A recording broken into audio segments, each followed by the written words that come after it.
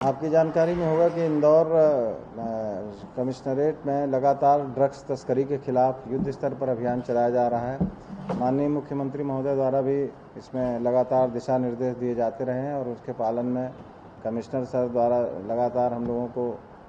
निर्देशित किया जाता है कि इसमें ड्रग्स तस्करी के विरुद्ध अभियान छेड़ करके कार्रवाई की जाए। इसी कड़ी में पहली बार ये जो ड्रग्स तस्करी में हमने पहले 3 आरोपी पकड़े थे और उन आरोपियों की संपत्ति राजसात की कार्रवाई संभवतः पहली बार मध्य प्रदेश में होने जा रही है। 107 बीएनएसएस के एक प्रावधान है नए बीएनएसएस में, जिसमें कि जो ड्रग्स तस्करी करते हैं और ड्रग्स तस्करी के दौरान जो प्रॉपर्टी वो इकट्ठी करते हैं उनको राजसात करने का प्रावधान है। इसी के तहत माननीय न्यायालय से इन 3 आरोपियों के सर्च वारंट के लिए माननीय न्यायालय में आवेदन लगाए गए थे, जिस पर माननीय न्यायालय द्वारा आवेदन स्वीकार करते हुए सर्च वारंट जारी किए और सर्च वारंट के आधार पर तीनों आरोपियों के घर में तलाशी ली गई और आरोपियों के घर की तलाशी में जितनी भी संपत्तियां मिली हैं उन सब की संपत्तियों की एक इन्वेंट्री तैयार की गई है और उस इन्वेंट्री के आधार पर अब ये इन्वेंट्री न्यायालय में माननीय न्यायालय में प्रस्तुत की जाएगी। दूसरे पक्ष जो है, जिसमें आरोपी पक्ष है, आरोपी पक्ष को भी इसमें 15 दिन का समय, जो जैसा संविधान में कानून में बताया गया है, 15 दिन का समय दिया जाएगा। यदि इस समयावधि में वो उस संपत्ति को ये बताने में सक्षम होते हैं कि ये संपत्ति उनके द्वारा ड्रग्स तस्करी से अर्जित नहीं की गई है, तभी उनकी संपत्ति बचेगी। अदरवाइज जो भी हमारे पास एविडेंस है और जिस अवधि में वो लोग ये ड्रग्स तस्करी कर रहे थे उस अवधि में जितनी भी संपत्तियां की इन्वेंट्री बनाई गई वो सब राजसात हो जाएगी। जो हम लोगों ने कार्रवाइयाँ की हैं उसमें एक आकाश जैन है, आपको याद होगा कि 31 जनवरी 2025 को इनके कब्जे से 9,30,000 अल्प्राजोलम टैबलेट जब्त किया गया था और इस जब्त ये होलसेलर का व्यापारी बन करके और अल्प्राजोलम के टैबलेट को ये ब्लैक मार्केटिंग करके और बेच रहा था, जो एनडीपीएस एक्ट के तहत इसमें एफआईआर की गई थी और इसमें 5 आरोपी गिरफ्तार हुए थे, जिसमें आकाश जैन जो है ये सबसे बड़े ड्रग डीलर के रूप में चिन्हित हुआ था और इसकी ड्रग्स जो है रीवा और प्रदेश के भी बाहर कई जगहों पे जा रही थी, जो उस समय खुलासा हुआ था। इसी तहत इसका जो मकान है 105 शारदा अपार्टमेंट मालवीय नगर भोपाल, यहाँ पर सर्च वारंट लेकर के पुलिस द्वारा इसके मकान के अंदर सर्च किया गया और जो संपत्ति की इसमें कल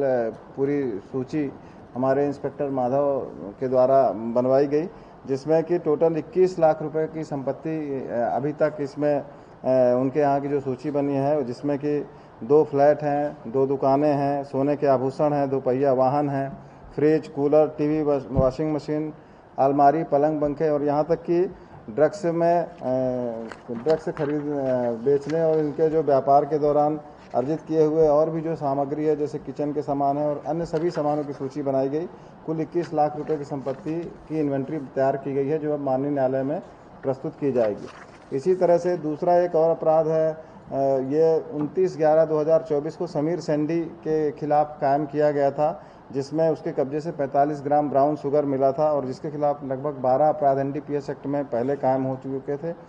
इसके भी घर में सर्च वारंट लेकर के तलाशी की गई और इसके घर में कुल ये वही मकान, 2 पहिया वाहन, fridge, cooler, TV, washing machine और जितने भी इनके बाकी सोफा सेट, मोबाइल, अलमारी वगैरह ये सब के सामान की सूची तैयार की गई है। कुल 26,52,000 रुपये की संपत्ति की इन्वेंट्री इसके यहाँ से तैयार की गई है, जो कि जिसकी सूची अब माननीय न्यायालय में अग्रिम कार्रवाई हेतु प्रस्तुत की जाएगी। इसी प्रकार से तीसरी कार्रवाई मोहसिन उर्फ छिपा मंसूरी है। ये धार में इसके यहाँ से एक काफ़ी बड़ी कार्रवाई हुई थी। 102 ग्राम एमडी जब्त की गई थी और 1 किलो 46 ग्राम चरस और 3 किलो गांजा भी इससे जब्त किया गया था और ये धार से इसका सप्लाई नेटवर्क काफ़ी एक्टिव था इंदौर में आने के लिए, इसलिए इसको चिन्हित किया गया था। इसके भी घर जा कर के और इसके सामानों की सूची तैयार की गई, जो कुल 9,17,000 रुपये के सामान इसके घर में चिन्हित हुए हैं, जो इसके ड्रग्स तस्करी के दौरान अर्जित किए गए हैं, उनकी सूची तैयार की गई है और उनको सबको अब माननीय न्यायालय में प्रस्तुत किया जा रहा है। इस तरह से इन तीनों आरोपियों से कुल 56,69,000 रुपये कीमती के सामान की इन्वेंट्री तैयार की गई है और अब माननीय न्यायालय में प्रस्तुत किया जा रहा है। माननीय न्यायालय द्वारा इन्हें 15 दिवस का समय दिया जाएगा और फिर यदि ये बर्डन उनके ऊपर रहता है कि ये वो बताएं कि ये उन्होंने ड्रग्स तस्करी से अर्जित नहीं किया है। अगर ये बताने में सक्षम नहीं होते हैं तो ये सभी संपत्ति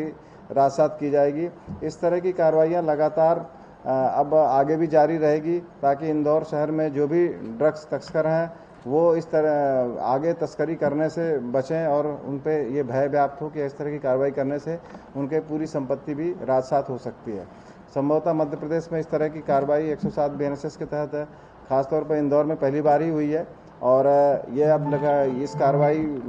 में जो भी आगे भी अब हम लोग NDPS में जो बड़े तस्कर हैं उन सबको चिन्हित करके आगे भी ये कार्रवाई हम कंटिन्यू करते रहेंगे। राजसात कब की जाएगी? ये राजसात अब माननीय न्यायालय में इन्वेंट्री प्रस्तुत की जा रही है। जैसा कि मैंने आपको बताया कि 15 दिन का समय रहता है जिसमें कि दूसरे पक्ष को भी सुनवाई का अवसर दिया जाता है और उस सुनवाई के अवसर के उपरांत अगर वो बताने में सक्षम होते हैं कि ये संपत्ति उन्होंने ड्रग्स से अर्जित नहीं की है तभी वो संपत्ति उनको दी जाएगी, हैंडओवर की जाएगी, अदरवाइज वो सारी संपत्ति राजसात की। परिवारों को कुछ कहना हो? परिवार वालों का अभी तो वो तो उनके तरफ से वो कोशिश कर रहे हैं वो कहने की कि नहीं ये संपत्ति हमने ऐसे अर्जित नहीं किया है, परंतु यदि